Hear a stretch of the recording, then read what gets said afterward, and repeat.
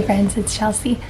It is a rainy, overcast morning, so I still have my bed head and a sweatshirt, and I wanted to take a minute here and share you guys a little library haul. I haven't been getting over to the library recently, and usually if you've seen any of my other library hauls, you would know that I'm generally just checking out kids' books, lots of picture books.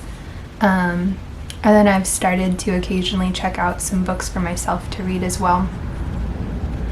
But through watching a bunch of different moms who share their books that they're reading on YouTube, and then just through book shopping and seeing recommendations in my cart, or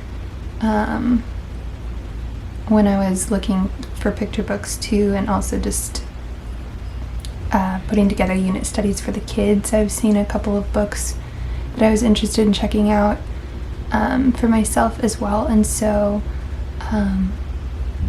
about a month ago I put together a hold on my library website, and then I completely forgot about it, and just the other day I got notified that all the books were sitting there waiting for me. So I've got a whole stack of books just waiting to get into, just for mama.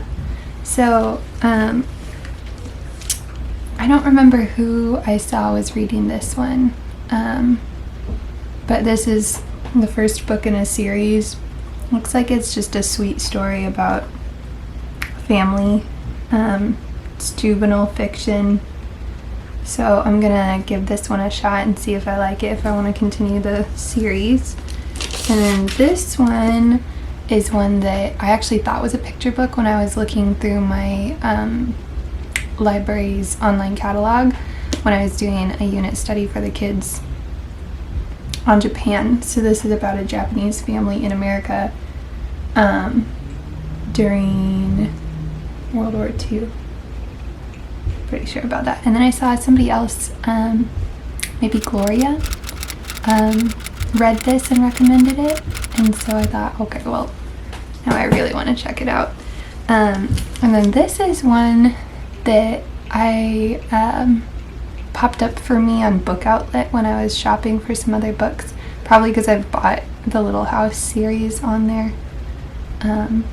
So I'm gonna give this one a try. And then this is another series that I've seen somebody has read. I don't remember who. This is another juvenile fiction. But the best part of that morning was the time with her family, because snowy Saturdays might not be good for bike rides, but they were great for something even better, being with family. It sounds sweet. And then this is one by Patricia St John, who I've never read before. It says she was born in 1914 and died in 1992, which is the year I was born. But her name has been popping up a lot lately as I've been reading through the Lightkeepers series with my kids, and then I noticed that there's a book on her in our Trailblazers boxed set series too, from Reformation Heritage, and I'd seen her books on the Reformation Heritage website too. I was like, who is this author? I've never heard of her before. So I'm really curious to read some of her books. This is The Rainbow Garden, and then I'm curious to read more about her too. And then this is one that popped up on Book Outlet as well. This is another juvenile fiction book. It's about two girls in middle school who are in a cooking class together. I believe one is Jewish and one is Muslim. So I'm just curious. So these are actually all a bunch of books that I think are going to be really easy reads for me. Something that's easy to pick up and just start getting into right away. So Yeah, it's nice to have kind of a pile like this to grab from on a rainy day. My husband's off work today.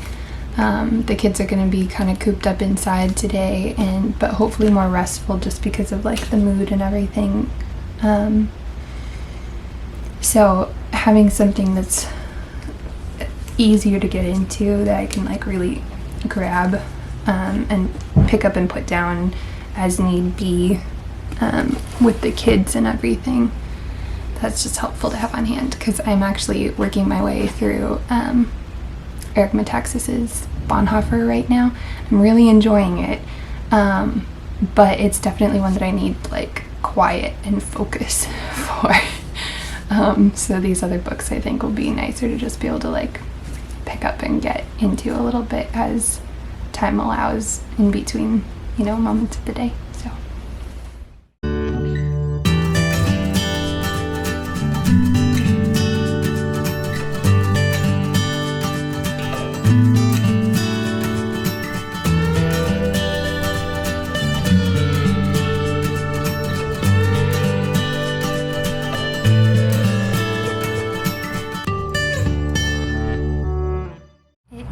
nap time in this household, except somebody got woken up just as I was putting him down for his nap when the toddlers were still getting settled for their naps. So I just finished this, and this is one that I had on my wish list on Book Outlet that I almost impulse bought.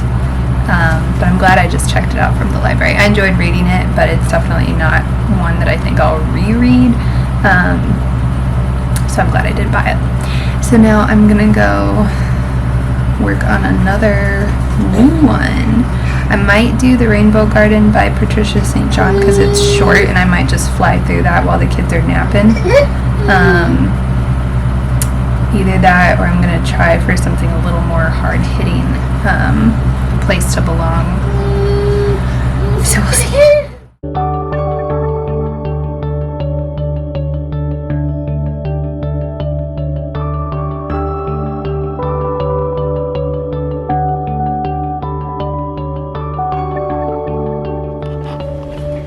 Okay, this is a little funky because I've got a friend.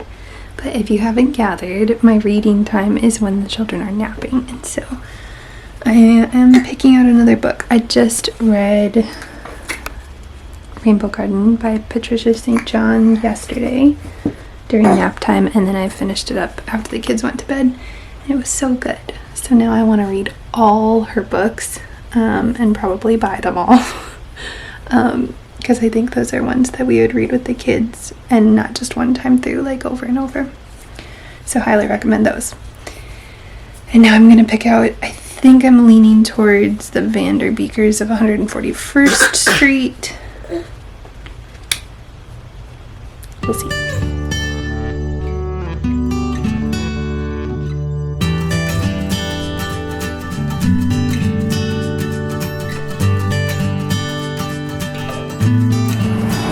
Good morning.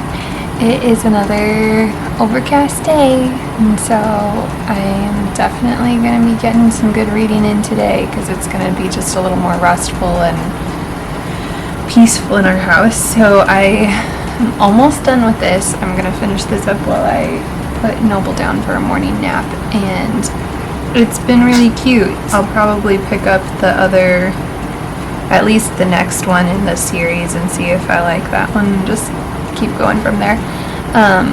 This is another one that I almost bought on Book Outlet. I'm glad I didn't buy it because I don't think that I want this just in our home library. But it's a pretty cute little story about a family with 5 kids, and the author actually, the way that she has told the story, you can tell she has a lot of understanding of like family dynamics, and yeah, anyways, I'm appreciating just her sweet writing style. Next book that I pick up today, I don't know yet. I might actually be leaning toward Caroline. Good evening. Yesterday I got about 7 chapters into Best Family Ever and Caroline. I decided to quit Best Family Ever. I wasn't really feeling it. And Caroline, on the other hand, I'm really enjoying. In fact, I think I might buy it. I think I saw it on Book Outlet, and now when I checked yesterday it wasn't on there anymore, which happens. So anyways, I'll be keeping my eye out for it probably. Because it's adult fiction, it's actually taking me a little longer to get through. The other ones I read each just in one day, and Caroline's taking me a little longer. But I was also a little bit burned out, I think, on all the power reading that I've been doing lately. So I'm going to enjoy just kind of going through that one slowly. And if I need to pick something else up to keep momentum, then I will probably be starting A Place to Belong. And I'm also probably going to be trying to get some reading of Bonhoeffer in as well, before I need to return these books. So.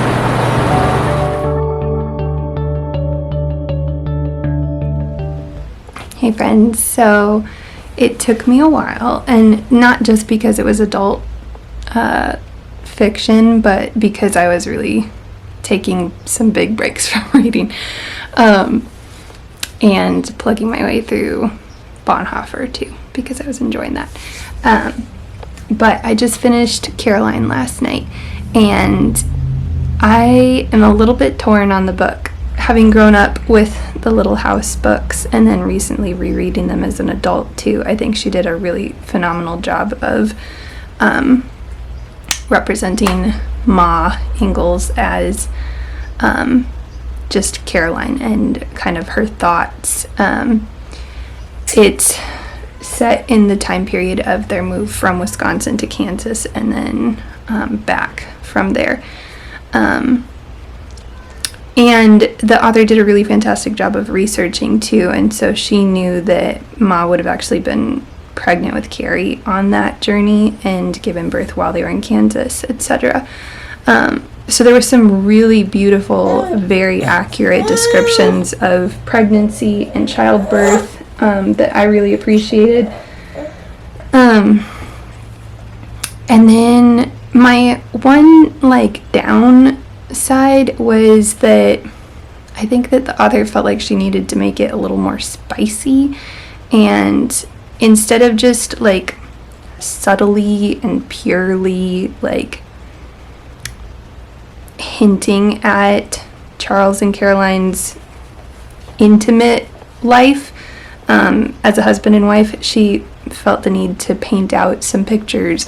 And so I ended up skipping over sections of the book. It was really only pages, actual full-on sex scenes, and I'm not interested in reading about that. I don't think that it's necessary to paint it out in graphic detail. So anyways, that would be my one downside, and that's actually enough of a clincher for me that I would not buy the book, although I really did appreciate the perspective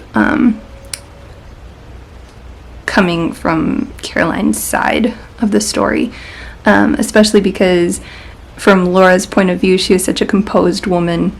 No matter what hit the family, it seems like she kept her composure, and in the book Caroline, I think the author did a good job of exploring some of the thoughts and even inner restraints that could have gone on inside of Caroline's mind as Charles's wife and as Ma to the girls, in all of the things that befell them during that time. So it's a lot of thoughts. But it was it was an interesting read. So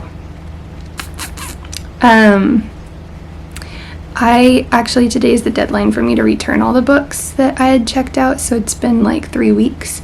And the one that I have not started yet is A Place to Belong, so I ended up renewing that one, and I'm gonna start reading that soon.